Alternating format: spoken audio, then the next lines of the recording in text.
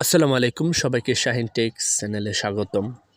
আজকের ভিডিওটা আমি গুগল ড্রাইভ নিয়ে করছি। আজকের এই ভিডিওটা সম্পূর্ণ দেখবেন। যদি আপনার মোবাইলটা চুরি হয়ে যায়, যদি আপনার মোবাইলটা নষ্ট হয়ে যায়, আপনার কম্পিউটারটা নষ্ট হয়ে যায়, ফোনটা নষ্ট হয়ে যায়, তাহলে কিন্তু আপনার গুরুত্বপূর্ণ ডকুমেন্টগুলো কিন্তু হারিয়ে যায় এবং আপনি আর পান না, খুঁজে পান না। ঠিক আছে? তো আজকের এই ভিডিওটা দেখলে আপনি কিন্তু আপনার হারানো ছবিগুলোও কিন্তু পাবেন। ঠিক আছে? তার জন্য এখানে দেখেন 15 জিবি মতো আপনি এখানে ডাটা ইউজ করতে পারবেন। তো আমি আপনাদেরকে আজকের এই ভিডিওতে এখানে আপলোড দেওয়ার নিয়মগুলো দেখাচ্ছি। এখানে আমি হোল্ডার বাই হোল্ডার এখানে আপলোড দেবো। ঠিক আছে? এখানে আমি একটা হোল্ডার বানাচ্ছি। দেখেন, হোল্ডার একটা তৈরি করতেছি। ইমেজ নামে একটা হোল্ডার। এখানে আমি ফটো লাগবো আমার।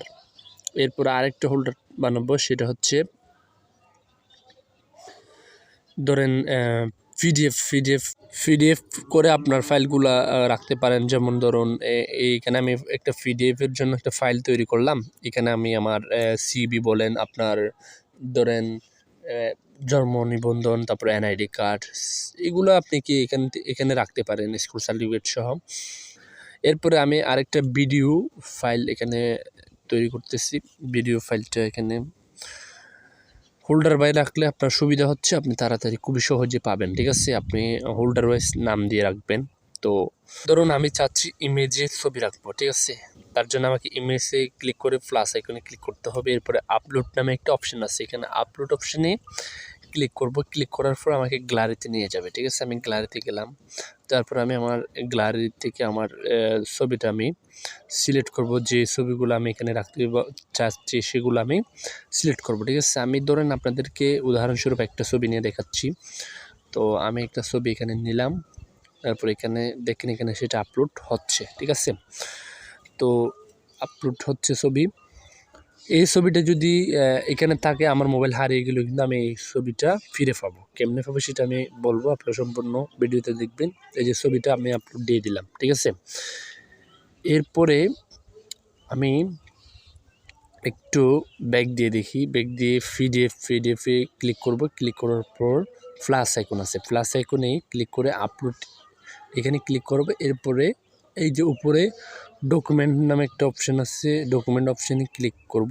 ডকুমেন্ট অপশানে ক্লিক করার পর এখানে দেখেন অনেকগুলো পিডিএফ ফাইল আসছে। আমি এখান থেকে আমার গুরুত্বপূর্ণ পিডিএফ ফাইলটা মনে করেন এখানে আপলোড দিচ্ছি।